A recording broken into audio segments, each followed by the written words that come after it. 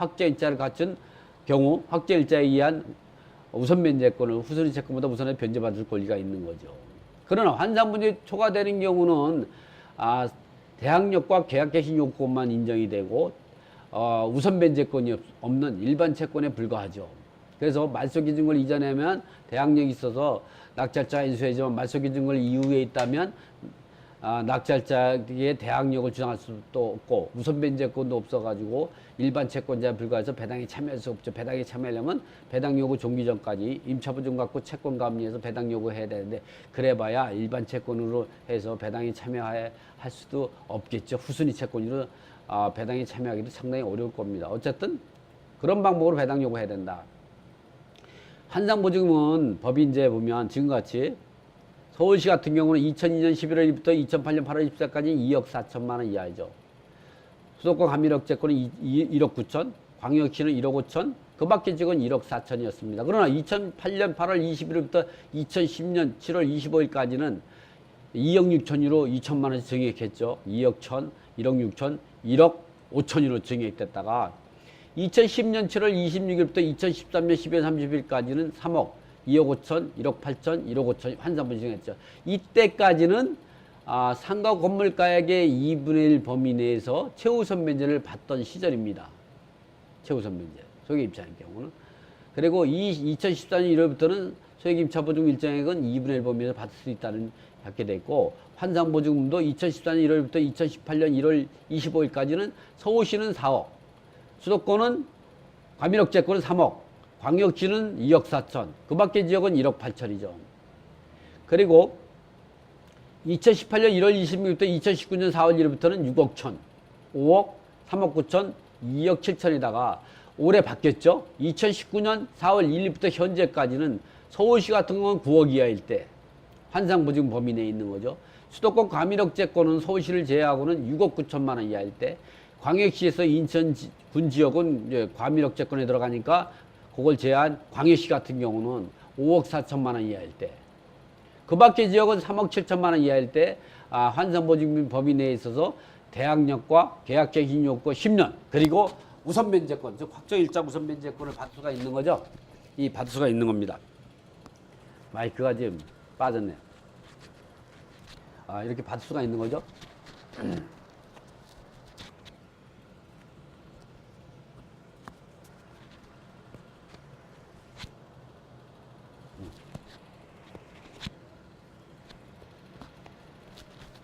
받을 수가 있는 겁니다.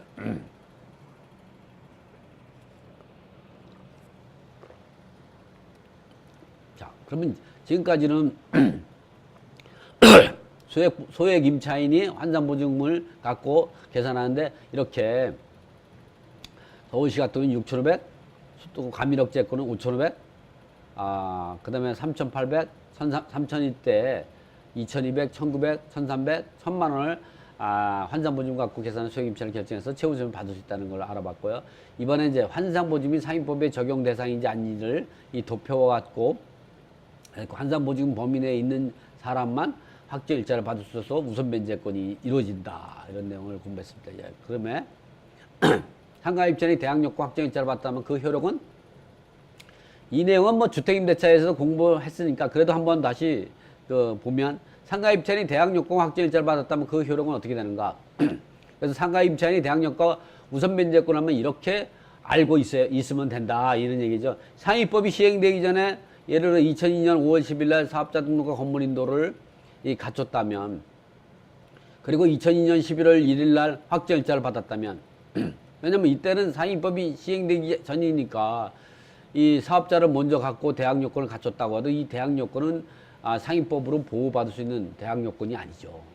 그런데 2002년 11월 1일 날 법이 바뀌었어요. 그래 바뀌자마자 바로 그냥 세무서 찾아가서 확정일자를 받은 거죠. 받았다고 하면 이때의 대항력은 2002년 5월 11일 오전 0시에 대항력이 생기는 게 아니라 2002년 11월 2일 오전 0시에 대항력과 확정일자 우선 변제권이 동시에 발생하게 되는 거죠.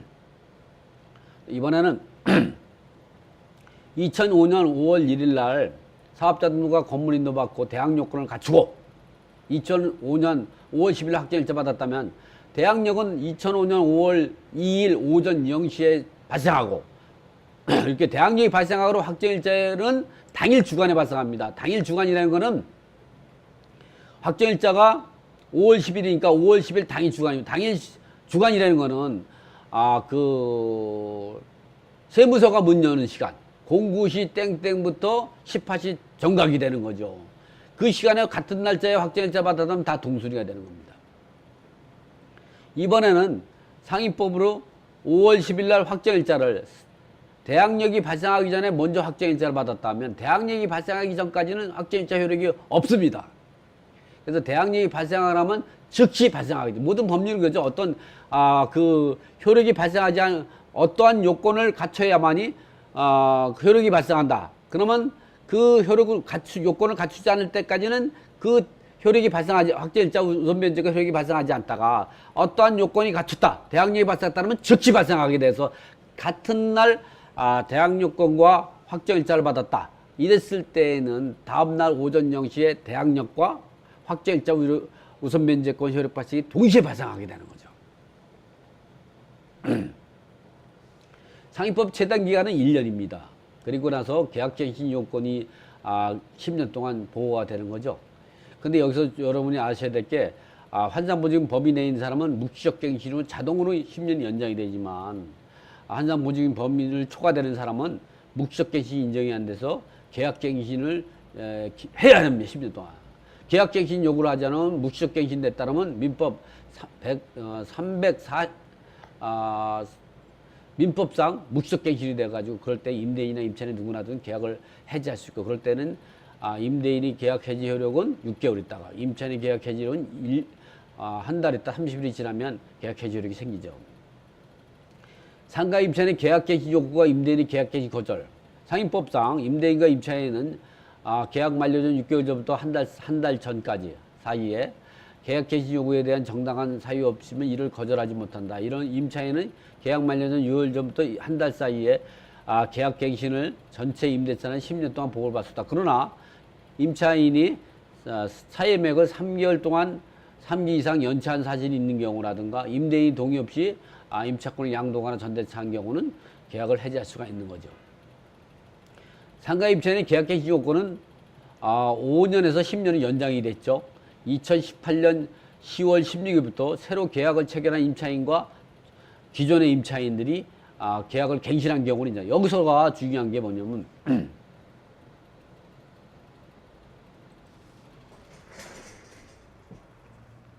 여기서 우리가 부분이 이제 좀 제가 가볍게 쉽게 좀 이해를 설명을 하고 넘어가야 될 것 같습니다. 그래서 간단하게만 제가 설명을 하면 우리가 그 환상보증금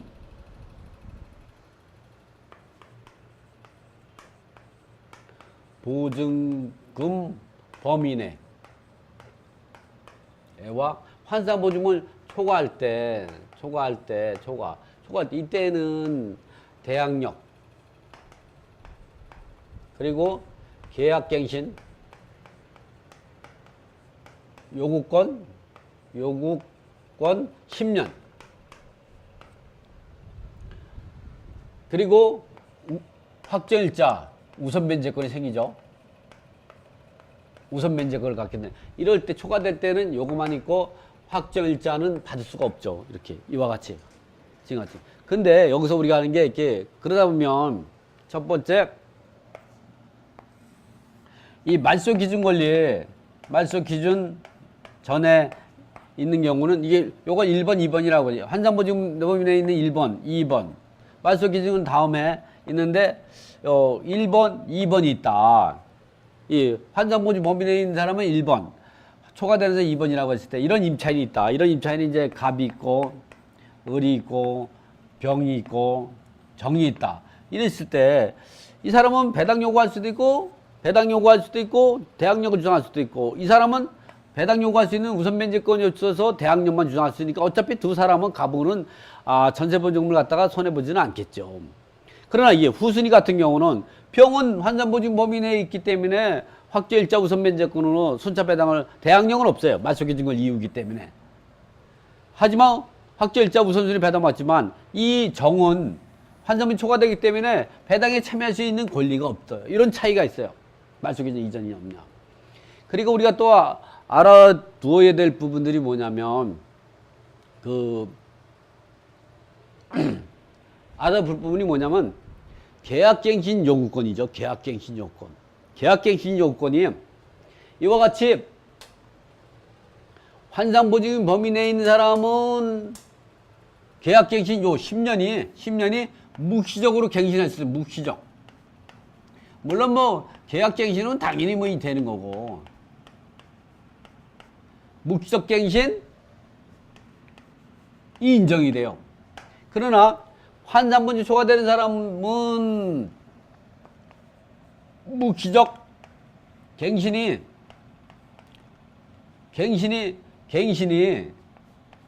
상위법으로 보장받지 못해요. 그래서 이 사람이 이 사람은 계약갱신으로만 해야 돼요. 환산분이 초과하면 계약갱신으로만 해야 10년을 보호를 받았어요. 근데 이 사람이 계약갱신 안 하고 그냥 계약갱신 하려면 우리가 상위법에서는 계약 만료 6개월 전부터 30일을 남겨놓은 상태에서 계약갱신을 요구해야 돼. 그 계약갱신 요구하지 않고 29일 돼서 계약갱신 요구했다. 그러면 묵시적갱신이 돼버리는 거죠. 그랬을 때는 묵시적갱신이 되게 되면 이 환산보증 초과된 사람은 자동으로 10년까지 보호를 받는데 이러한 경우는 10년 보호를 못 받아요. 이때는 계약갱신을 반드시 계약 만료 6개월 전부터 30일을 남겨놓은 전에서 계약갱신을 요구해야만이 10년을 보호받아요. 계약갱신 요구하지 않아서 묵시적갱신이 됐다. 묵시적갱신이 되면은 민법상 묵시적갱신이 돼버리는 거예요. 이 상위법으로 보호를 받는 묵시적갱신이 아니고 민법상 묵시적갱신이 돼요. 이 묵시적갱신이 되면은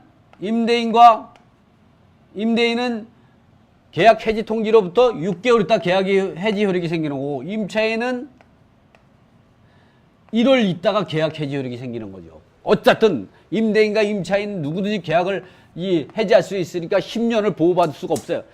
환산분 초과된 사람은 반드시 계약갱신을 꼭 하지 않으면 큰 손해가 생길 수 있어요.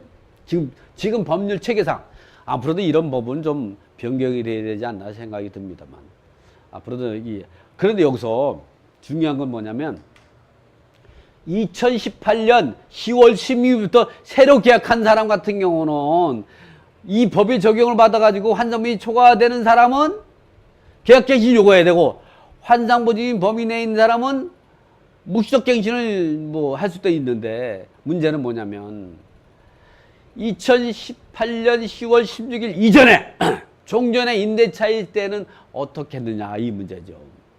이럴 때에는 갱신된 임대차에 대해서만큼은 갱신된 임대차에 대해서만큼은 우리가 계약갱신 요구 10년을 할 수 있다.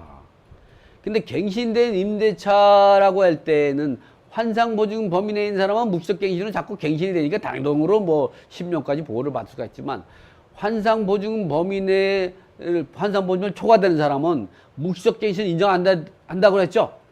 그러나 여기서 2018년 10월 10일부터 새로 계약을 체결한 임차인과 종속적 임대차 같은 경우도 갱신된 임대차 같은 거 인정이 됐다 했더니 여기서는 묵시적갱신까지 인정이 돼요. 환상보증이 초과되는 임차인한테 대해서도 계약갱신 요건을 10년 동안 보호받을 때는 반드시 묵시적갱신 인정 안 되고 계약갱신을 요구해야 되고 묵시적갱신을 요구할 때는 민법상 묵시적갱신으로 돼가지고 임차인 누구나 계약을 해지할 수 있고 그럴 때 임대인이 계약을 해지했을 때는 6개월 임차인이 계약을 해지 요청했을 때는 한 달 있다가 계약이 해지가 되는 거는 인정이 되지만 여기 2018년 10월 10일부터 그 종전 임대차에 대해서 갱신된 임차 같은 경우는 묵시적 갱신까지 인정이 된다는 것까지 이 부분은 법무부부터 해가지고 다 제가 확인한 사실입니다. 그러니까 참으로 우리가 차이점은 10년 동안 계약갱신 요구할 때는 반드시 계약갱신 요구해야만이 계약갱신이 요구되고 그렇지 않으면 민법상 묵시적갱신이 돼서 손해가 많이 발생할 수 있지만 2018년 10월 10일도 새로 계약한 임차인 말고 그 전에 있던 임차인들은 묵시적갱신이 되어서 자동으로 이렇게 연장이 됐던 사람도 10년까지 보호를 받을 때는 게 차이점이라는 거. 그 차이점을 꼭 느껴요. 계약갱신 요건이 10년 동안 보호받은 거는 반드시 계약갱신 요구를 해야 되고. 그러나 이게 종전 임대차가 2018년 10월 16일 날부터 법이 개정이 돼가지고 시행되는 갱신된 임대차는 묵시적 갱신까지도 인정이 된다는 걸 우리가 참고로 이제 알아둬야 된다. 그래서 제가 이 부분은 그 이야기 꼭 말씀을 드려야 될 것 같고, 또 이렇게 말소 기준권리 이전에 있는 임차인 같은 경우 대항력이 있든 환자분이 초과되지 않든 모두가 다 보호를 받을 수가 있어요. 하나는 배당 요구할 수 있느냐, 배당 요구할 수 없고 낙찰자에 인수하게 되느냐 이 문제이지만, 말소 기준권리 이후에는 대항력은 사라지는 거잖아요. 그러니까 우선 변제권과 싸워야 되는데, 환자분 초과되면 우선 변제 확정 일자를 받을 수 없기 때문에 우선 변제권이 없어서 손해 보게 되니까 요걸 조심해야 된다, 이거를. 자, 여기까지 여러분한테 설명을 드리고요. 자, 이 부분은 다음 강의를 위해서 제가 이제 칠판을 좀 지워놓고 시작하도록 하겠습니다. 자, 이 부분이 여기에 적혀 있는 게 보면 이 상가입지 계약갱신 요건이 바로 이런 내용입니다. 그리고 이 내용의 체계 내용이다 자세히 제가 기술해 놨으니까 이 부분은 이제 보면 여러분이 보시면 되죠.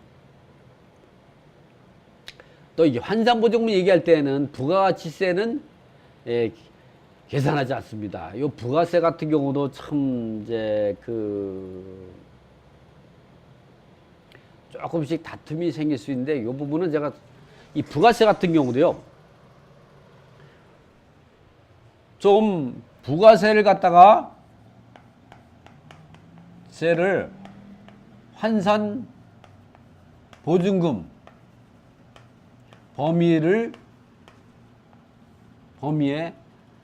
포함시키지 않는다. 이게 뭐 보통 이제 포함시키지 않는다. 근데 이게 보면 이제 월세 100만 원에 가로 열고 부가세 별도 이렇게 썼다면 환산보증 때는 100만 원만 갖고 하는 게 맞습니다. 근데 이게 이제 보면 이 부가세 별도라는 내용을 기재하지 않고 그냥 월세를 갖다가 100만 원 했는데 그 안에 부가세가 포함이 됐다든가 이랬을 때는 환산보증 때는 그 월세 우리가 월세만 기재하고 부가세는 기재 안 했으면 우리가 월세 안에 부가세가 포함된 걸로 봅니다. 그래서 이럴 때는 요거 나누기 1.1하면 아마 이게 91만 원 정도 될 겁니다. 이게 정확하게. 그리고 9만 원이 부가세가 되죠. 이럴 때는 그래도 100만 원 갖고 생각해야지. 여러분 항상 환자부터 하기 때문에 임대차 계약 쓸 때는 반드시 부가세 별도라든가 아예 월세 얼마, 부가세 10만 원 이런 식으로 계약서를 써놓으면 이것만 갖고 환산보증을 계산할 때 이것만 갖고 하겠다. 근데 그냥 월세 100만 원하고 이런 내용이 없다 그랬을 때는 100만 원이 부가세 포함된 금액이라고 하더라도 100만 원을 하게 되니까 계약서를 항상 부가세 별도로 방법을 해야만이 환산보증은 그 부가세를 포함하지 않은 그 월세만 갖고 한다. 이런 내용들이 지금 책에 물론 대부분 판례는 아니지만 하급심으로 결정이 됐고 일반적으로 제가 대법원에도 문의를 해봤지만 이런 방법으로 이제 월세만 갖고 하는 것이 기본적으로 정리가 돼 있다 이런 내용을 하시죠. 그렇지만 저럴 때는 부가세 별도라는 게 반드시 기재가 돼 있어야만이 된다는 내용을 열고 요 내용에 보면 판례 책에도 보면 수원지법 2009년 4월 29일 날 2008라 27056 판결 이거 2심 고등법원 2심 판결 내용입니다. 1심이 아니고 2심 사례이기 때문에 그동안 이러한 기준 갖고 지금부터는 이제 부가세는 환산보증에 포함되지 않는다. 당연한 거죠. 그래서 그 내용들을 뭐 자세히 제가 읽어드릴 수는 없고 그래서 이렇게 환산보증에 초과되는 임차인 같은 경우는 좀 전에 설명했듯이 이제 뭐 경매나 공매로 매각되지 않으면 다 대항력과하고 계약개시 요건이 10년이 있는 거고, 뭐 환자분이 초과되는 사람은 초과되는 사람은 묵시적게 인증 안 되고 계약개시 요구해야 되는 이런 불편한 점은 있지만 어쨌든 다 보호가 되는 거죠. 그러나 경매로 매각이 된다면 말소기준권리 이전에 있는 임차인만 대항력이 있고 이후에는 소멸되므로 손해볼 수가 없기 때문에 이런 점을 주의해서 해야 된다. 뭐 임차권 등기명령제도와 민법 620조 임대차 등기 같은 경우는 주택임대차법에서 설명했으니까 생략하도록 하겠습니다. 이 차임 증액 청구권 같은 경우는 5%입니다. 그리고 올차임 전환 산정할 때는 이렇게 두 개 중에 1항하고 2항 중에 낮은 거니까 지금은 뭐 한국은행이 공시한 기준금리 대통령이 정하는 배수를 곱하는 기준이니까 여기서 보면 대통령의 배수는 4.5배입니다. 여기다가 한국 기준금리가 2018년 11월 30일 현재까지 1.75죠. 그러니까 여기다가 1.75 곱하기 4.5면은 7.875를 넘길 수가 없습니다. 그리고 임차인이 권리 해수 기회 보호와 손해배상 청구 같은 것도 계획갱신 요건 10년이 지나도 인정해줘야 되는 판례가 계속 나오고 있죠.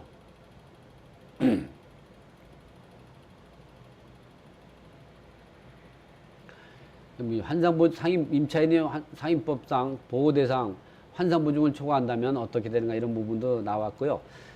상가 임차인이 권리분석과 배당은 어떻게 되는가 이 부분은 제가 한번 실제 이 내용을 보면 지금까지 설명했던 부분이 나옵니다.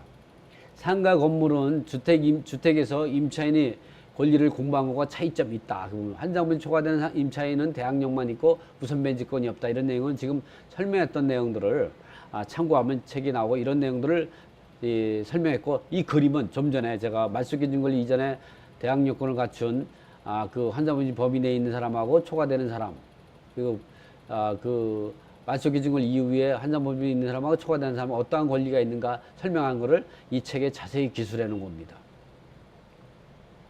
그리고 상위법 개정 전후와 환상보증 내 범위 내와 초과하는 범위 내에서 임차인들이 어떻게 권리가 있는가를 자세하게 제가 2페이지에 거쳐서 자세히 비교 분석했으니까 궁금할 때 이 내용을 보시면 한눈에 들어올 겁니다. 이번에 같은 경우는 이제 보면 상가 임차인에 있을 때 우리가 배당은 어떻게 되는가 이 부분에 대해서 좀 설명을 해보면 이제 중요한 점만 설명을 드릴게요. 이렇게 말소기준권리가 2001년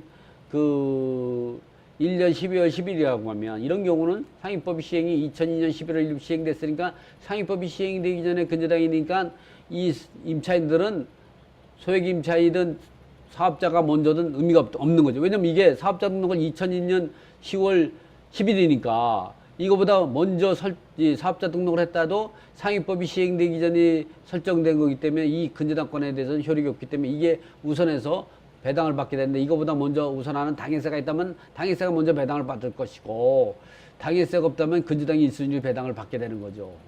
그리고 나서 두 번째 근저당을 기준으로 하니까 이거는 2008년 5월 10일이니까 상위법 시행 이후에 하니까 2002년 11월 1일부터 10년 7월 25일 사이에 소액임차 보증 일정액 같은 경우는 환상보증이 4,500만 원 이하일 때 1,350을 받을 수 있으니까 4,500을 보면은 이 김정우는 4,500이니까 소액임차 보증 일정액이죠. 그러나 이 사람의 대항력은 언제냐?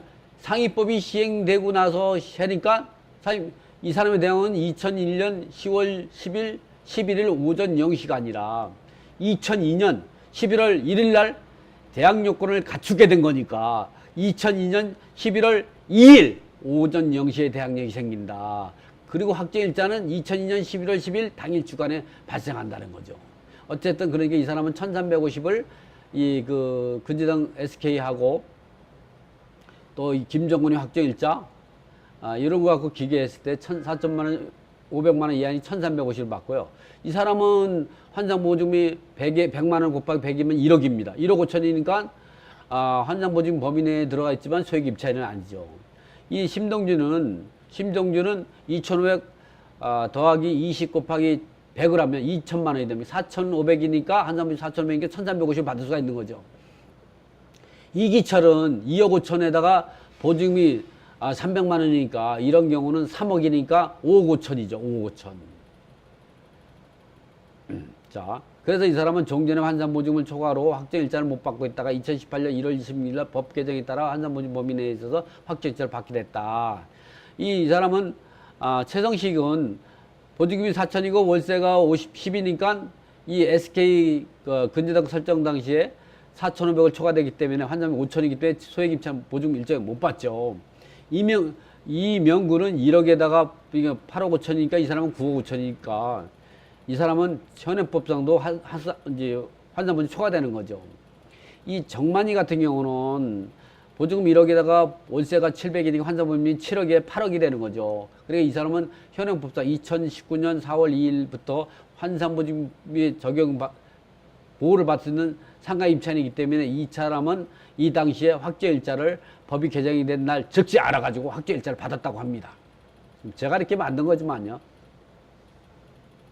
이럴 때에 제가 말소기준으로 이전에 설정된 근저당권에 대해서는 모두가 대항력이 없고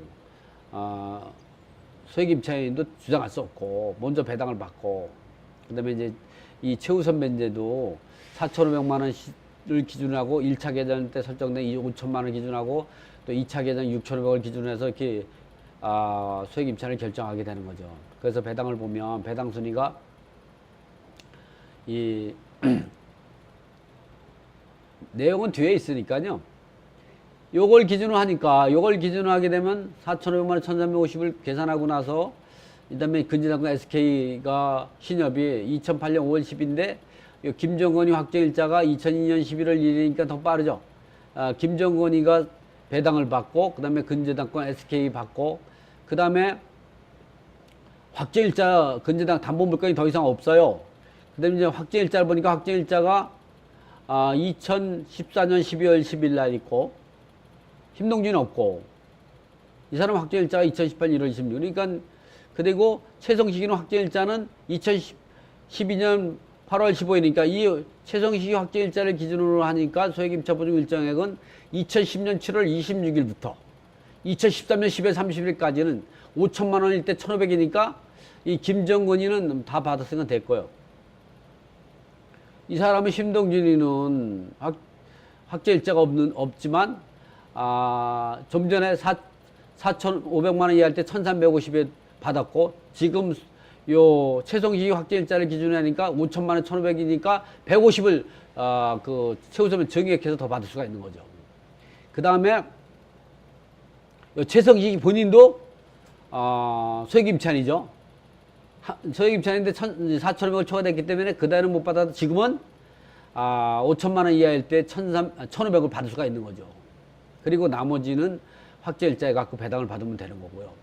그래서 이 사람은 확정일자고 이 김정은 확정일자다니까 최성식이 빠르니까 최성식이가 나머지 그 1,500, 4천에 1,500을 빼니까 2,500을 갖다가 확정일자 우선 변제를 받고 그 다음에 김정근이가 나머지 그 3천만 원을 확정일자 우선 변제를 받고 그 다음에 김철이가 김철이 확정일자를 기준으로 이게 보면 2014년 1월 1일부터 현재까지는 6,500만 원 이하일 때 2,200을 받을 수가 있으니까 그때 당시에 심동준이는 추가로 2,200이니까 1,500 받으니까 700만 원 최우선면 더 받을 수가 있는 거죠. 그리고 최성식이도 확정일자 우선면 다 받았으니까 됐고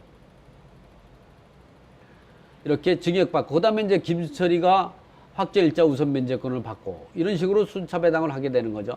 그래서 그 배당하는 방법 같은 경우는 제가 자세히 써놨습니다.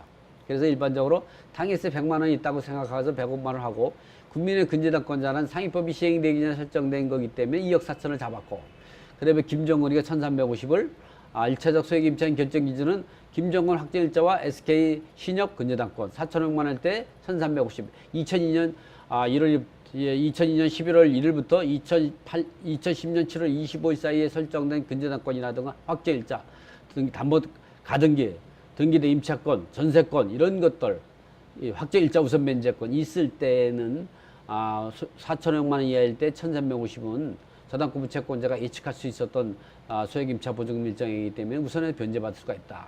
그리고 김정원이 확정일자 우선 변제가 3,150을 받고 SK가 1억 2천을 근저당권에 의해서 우선 변제받고 심동준이가 150만 원을 최성식이가 1,500만 원을 2차적 소액임차 결정인지는 최성식이 확정일자 갖고 한다.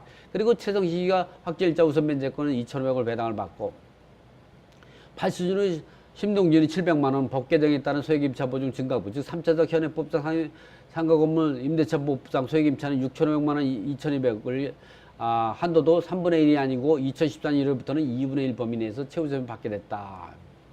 그리고 8순위까지는 1순위 당해세가 3순위, 6순위, 8순위 소액보증보다는 우선하지 못하기 때문에 이들 상호간에 순위가 서로 물고 물리는 순환관계에 따라서 순환흡수배당을 절차를 거쳐라 배당금이 충분하기 때문에 그냥 순차적으로 배당한 것에 불과하다. 그러나 소액임차 보증금이 배당을 못 받게 된다. 그랬을 때는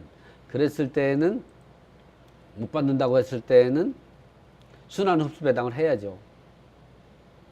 9순위는 영등포구청자가 법정 기례에 따라서 1,360만 원을 받고 김철이가 10순위로 5천만 원 배당받고 11순위에서는 배당 잔여금 3억 4,890만 원을 갖고 이순순위 가압류가 선순위 가압류고 이기철 2억 5천 확정일자 정만이 1억 5 확정일자에 따라서 1차적으로 동순위 안부는 받고 2차적으로 이기철이 안분 부족액을 정만이 1차 안분액을 흡수하는 절차로 지금과 같이 순환 흡수 배당 절차를 거치면 됩니다. 시간상 이렇게만 정리했으니까 여러분이 요 책 내용을 갖고 이해하시면 지금 제가 설명했던 걸 더 이해가 쉽고 그래서 제가 기본적으로 여러분이 어떻게 배당하면 되는가 이 부분만 갖고 설명을 드리고 오늘은 이제 제 6강 상가 입찰이 우선 변제권 권리 분석구 배당 방법까지 305쪽에서 323쪽까지 강의했는데 시간상 상당히 시간이 많이 지나갔네요. 어쨌든 상가 임차인이 우선 변제 권리 분석구 배당 방법은 지금 제가 설명드린 부분을 몇 번씩 반복해서 들어가지고 이해하면서 책을 보시면 상가 임차인에 대한 권리 분석을 하는데 이해하는 데 좀 도움이 될 것 같아서 제가 동영상을 촬영해서 여러분들한테 이 방송을 하고 있습니다. 자, 감사합니다. 수고했습니다.